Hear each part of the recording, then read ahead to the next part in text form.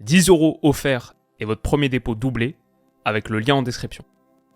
Les amis, bienvenue, j'espère que vous allez tous très bien, très content de vous retrouver pour cette nouvelle vidéo et pour parler un petit peu du Borussia Dortmund qui, sans trop faire de bruit, fait un 2024 assez intéressant. Une seule défaite sur les 16 dernières rencontres pour Dortmund, 5 victoires d'affilée qui vient de faire un mois de mars parfait. Ils ont regrimpé dans le top 4. Dortmund est là avec 53 points, c'est mine de rien 3 de plus que Leipzig qui a fait match nul ce week-end. Et ils sont qu'à 4 petites longueurs de Stuttgart qui est 3ème, Stuttgart que Dortmund, oui, joue ce week-end. Bien sûr, le Borussia Dortmund s'est aussi qualifié pour les quarts de finale de Champions League où ils vont jouer l'Atlético semaine prochaine. Une qualif obtenue en terminant à la première place du groupe de la mort de cette Champions. Ils sont placés dans la bonne partie de tableau entre guillemets, donc on sait que s'ils passent l'Atleti, ce qui va pas être facile du tout, mais s'ils passent l'Atleti, c'est Barça ou Paris Saint-Germain, c'est quand même mieux que Real, City, Arsenal, Bayern en face. Quoique Bayern, ils ont battu le Bayern Munich à l'Allianz Arena pour la première fois depuis une décennie. C'était ce week-end, j'ai revu le match hier matin. Est-ce qu'ils peuvent enchaîner une 6ème victoire consécutive, confirmer leur qualif pour la Champions de l'année prochaine contre Stuttgart ce week-end, le gros match dont on a discuté. Stuttgart qui les a battus 2 fois cette saison, en Bundesliga à l'aller et en Pokal aussi fin 2023. Donc ça c'est très très gros match et derrière...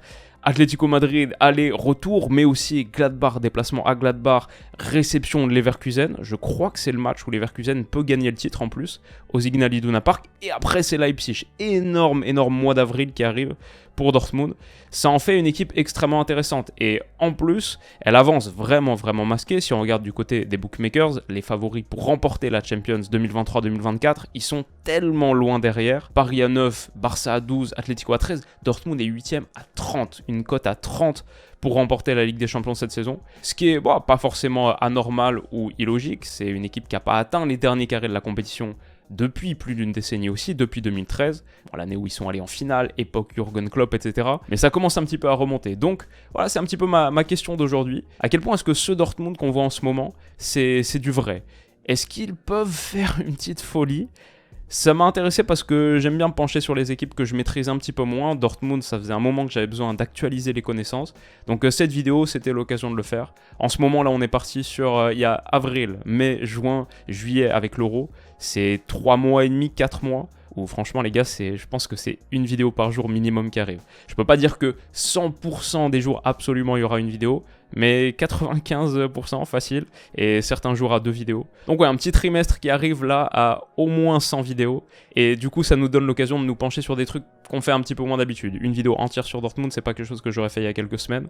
Là c'est l'occasion, et j'étais très content de pouvoir réviser un peu mon Borussia Dortmund. Donc ouais, comme d'habitude, on dégaine Tactical Board et on va passer ligne par ligne. Si ce concept vous intéresse, vous voulez voir d'autres équipes abordées, peut-être un petit Atlético Madrid bientôt, ou d'autres. Tout est possible, tout est envisageable. On va passer ligne par ligne et on va commencer secteur défensif où ça se passe très bien pour Dortmund en ce moment. Gregor Kobel dans les buts, à 26 ans, déjà un des meilleurs gardiens d'Europe je pense. Je vais pas dire top 3 mais facile top 10. Le petit problème, il a raté 6 des 9 derniers matchs, des petits pépins physiques, petits trucs intestinaux, maladies, etc. Mais son remplaçant, le vétéran Alexander Meyer, 32 ans, a vraiment rendu de très bons services. Il a été bon contre le Bayern, il a été très bon contre Francfort aussi l'autre jour. Franchement, Kobel, Meyer, ça pourrait être pour moi un gardien de Bundesliga. Titulaire dans un autre club, même un club de première partie de tableau, assez facilement. On commence plutôt pas mal sur ce poste de gardien. Et après la ligne de 4 de Dortmund, j'ignorais à quel point il faisait une aussi bonne saison, mais en me repenchant sur les matchs, sur les avis des supporters, en regardant aussi sa masterclass absolue l'autre jour contre le Bayern, où il a crevé l'écran, Mats Hummels, c'est très costaud. À 35 ans, 6 dégagements, 5 interceptions, 2 tacles réussis, 2 duels aériens remportés, mais honnêtement les stats sont vraiment pas importantes, juste visuellement il était énorme, il a sauvé au moins un but, et on peut dire 2, facile dans cette rencontre. Un nombre d'interceptions, des tacles de couverture en pleine surface, des interventions absolument décisives. Ouais, excellent match de Mats Hummels, et il est à ce niveau de performance depuis quelques temps maintenant. Sa saison dans l'ensemble est très bonne, mais là j'ai l'impression que depuis 2-3 mois, c'est encore un autre niveau. Buteur l'autre jour contre Francfort si je ne m'abuse. Et ouais, j'ai lu que Mats Hummels, à 35 ans, vit non seulement ses derniers mois à Dortmund, mais peut-être, il est en fin de contrat 2024, peut-être, c'est les derniers moments de sa carrière tout court C'est pas encore 100% finalisé, peut-être qu'il pourrait y avoir une prolongation, je sais que tout le board pousse pour ça, les supporters poussent pour ça, mais lui à 35 ans, il a dit depuis un moment qu'il veut prendre sa retraite au top niveau, il veut pas trop décliner, il parle souvent de son corps, est-ce que son corps peut encore faire des saisons, qu'il veut passer plus de temps avec sa famille, etc. Il n'a pas été appelé par Nagelsmann sur la dernière liste de l'Allemagne. L'euro serait un truc énorme pour lui. L'euro en Allemagne, à la maison, serait quelque chose d'hyper important pour un des joueurs quand même majeurs de la Mannschaft depuis une décennie. Un beau parcours en Champions avec Dortmund, pour lui, ça me ferait kiffer. C'est un super joueur. Pour un autre aussi, pour un autre dont on va discuter dans quelques minutes. Mais ouais, voilà, légende. Je crois que c'est le deuxième joueur, c'est ça, deuxième joueur de l'histoire de Dortmund avec le plus de matchs sous la couleur des jaunes et noirs, quasiment 500, bientôt 500. S'il n'avait pas fait ces 3 petites saisons au Bayern, il serait sans doute le numéro 1 devant Michael Zorc. Donc ouais, énorme Mats Hummels, c'est le premier nom qu'on coche sur la feuille sans trop de problèmes. Maintenant, c'est vrai que c'est un profil spécial, pas très rapide, même plutôt lent. En transition défensive, ça peut être un vrai souci. Et du coup, je dirais que la manière dont est construit Dortmund actuellement, ce Dortmund de Terzic, c'est une structure qui est aussi bâtie en fonction de Mats Hummels, qui est un super défenseur de surface, mais t'as pas envie d'être en train de presser à la médiane avec lui et l'espace à courir dans le dos. Donc du coup, j'ai l'impression que Dortmund, la plupart du temps, est dans un bloc médian agressif, disons que c'est la forme la plus haute de ce bloc, et régulièrement assez bas, pour ensuite aller faire mal en transition, pour avoir moins d'espace à couvrir dans le dos du Hummels, et pour ensuite faire mal dans les grands espaces, où tu as les flèches Sancho par exemple, Daniel Malen, mais même un gars qui vient d'être pris, Ian Madsen. Et on va parler de Malen et Sancho tout à l'heure, mais sur la ligne de 4, Madsen, peut-être le deuxième joueur le plus important. Bien sûr, il a été pris au mercato hivernal à Chelsea. Est-ce que ça peut se concrétiser en un transfert définitif? Pour l'instant, c'est juste un prêt. Il apporte énormément de vitesse sur son flanc. Il y a un peu de fragilité défensive, c'est peut-être la zone où le flanc où Dortmund est un petit peu menacé de temps en temps, ce côté gauche, mais c'est compensé par tout ce qu'il apporte dans son couloir, les dédoublements, les débordements et juste la projection de Madsen. On l'a vu encore une fois l'autre jour contre le Bayern, c'est quelque chose que Dortmund n'avait pas dans son effectif avec un Ben Sebaini par exemple, qui est beaucoup plus défensif mais qui apporte beaucoup moins sur la capacité de projection notamment. Donc c'est assez complémentaire je dirais de Mats Hummels. Il y a de la vitesse, potentiellement parfois pour courir la profondeur, mais surtout pour partir depuis des positions basses. Ian Madsen c'est vraiment pas mal, c'est une très bonne prise du mercato hivernal et il vient optimiser une ligne de 4 où on a Schlotterbeck en tant que défenseur central le second, et Ryerson, maintenant la plupart du temps Dortmund est soit en 4-2-3-1, soit en 4-3-3, mais ligne de 4, et Chan est soit le 6, soit le deuxième milieu défensif aux côtés d'un Marcel Sabitzer par exemple. Quand tu peux avoir Schlotterbeck et Hummels, les deux en général sont alignés. Schlotterbeck pas mal aussi. Son arrivée, je me souviens en tout début, c'était un joueur qui m'intéressait beaucoup, je crois qu'il y a eu des petits couacs, mais depuis, la qualité de pied qu'on connaissait et beaucoup plus de vitesse pour couvrir la profondeur, ce qui il complète bien Mats Hummels, mais l'expérience d'Hummels l'aide énormément aussi sur le positionnement, sur la protection de surface. Franchement, ça fait une bonne paire. Du coup, je comprends d'autant plus les supporters de Dortmund qui voudraient que Hummels reste, parce que honnêtement, il aide énormément Schlotterbeck. Et ça fait une belle paire. Et on n'a pas parlé encore de Ryerson, qui est un défenseur droit assez complet, pas brillant, je pense pas top 8, top 9 en Europe forcément, mais pas énormément de faiblesse non plus. Il peut apporter des choses en projection, c'est plutôt un défenseur pertinent, je l'ai trouvé très bon contre le Bayern. En ce moment, il est vraiment sur une bonne passe. Et ouais, Ryerson, Madsen sur les côtés, Schlotterbeck, Hummels, et tu peux avoir Kobel ou meilleur en ce moment dans les buts.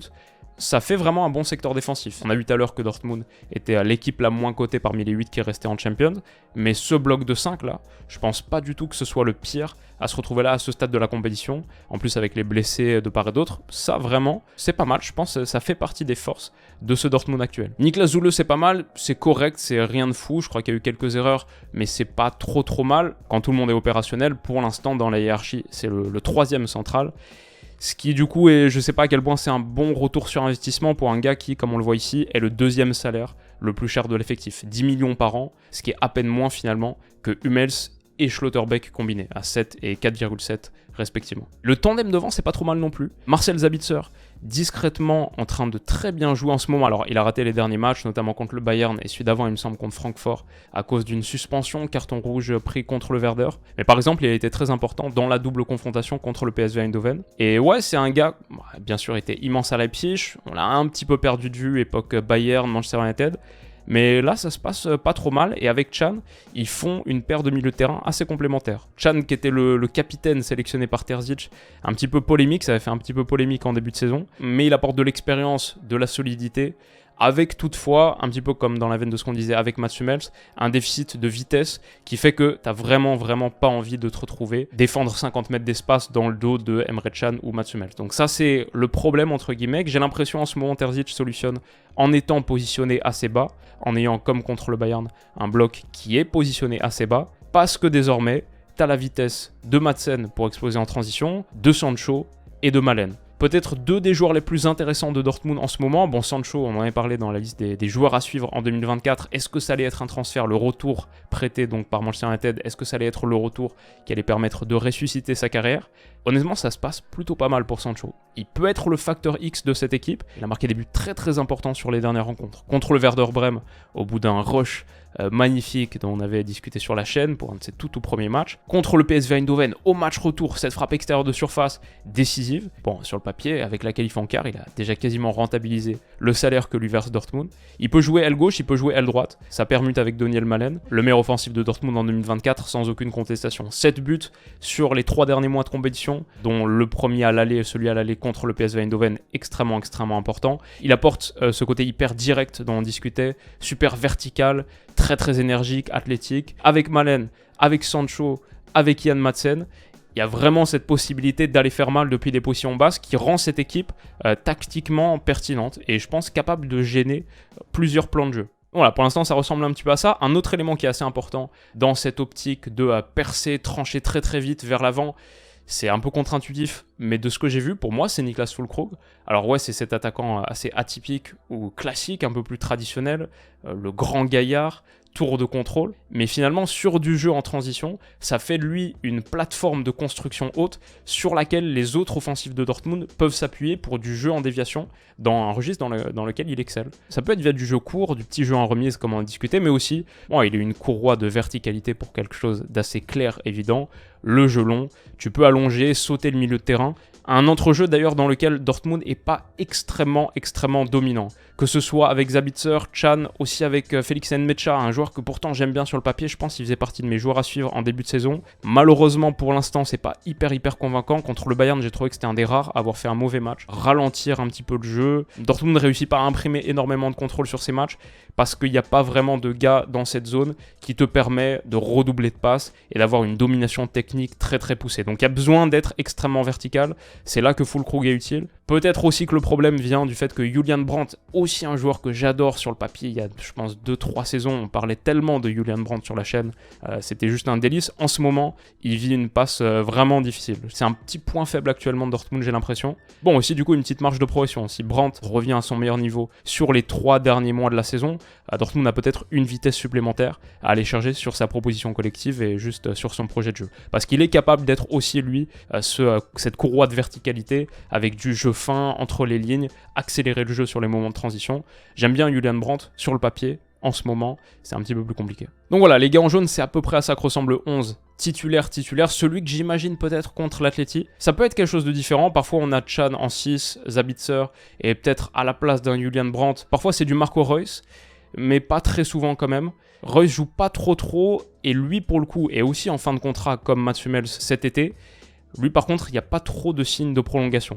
Et il a dit, texto, qu'il jouerait nulle part ailleurs en Allemagne. Peut-être quelque chose à faire en MLS, mais j'ai pas l'impression que les propositions affluent. Donc, on se dirige peut-être vers un été retraite définitive d'Hummels et de Marco Reus. Ce qui est un peu triste. Et aussi quelque chose, du coup, qui me donne envie de voir Dortmund faire peut-être encore une plus belle campagne de Champions. Si Reus, Hummels allaient un petit peu plus loin, bon, ce serait beau pour eux, ça rendrait l'adieu sympa. Pour l'instant, Reus se satisfait de quelques minutes par-ci par-là, même s'il a marqué l'autre jour contre le PSV Eindhoven, le dernier but du match un petit peu anecdotique pour la qualif. Bon, sur le papier, le rêve pour moi, ce serait de voir Marco Reus marquer un but important dans ce quart-là contre l'Atleti. Karim David Adeyemi, ça c'est un cas intéressant. Acheté 30 millions d'euros il y a quasiment 2 ans, là, mercato d'été 2022. Bon, ça a été un peu une déception pour l'instant, mais depuis qu'il est revenu de sa blessure ligamentaire là, de décembre, janvier, février, sur les 4 derniers matchs de Bundesliga, il est à 3 buts. Il a marqué l'autre jour contre le Bayern, 2 buts en phase de groupe de Champions aussi, contre Paris et Milan si je me souviens bien. Ouais, si on considère que c'est du 4-3-3 avec Füllkrug, Malen, Sancho, les 3 titulaires pour l'instant,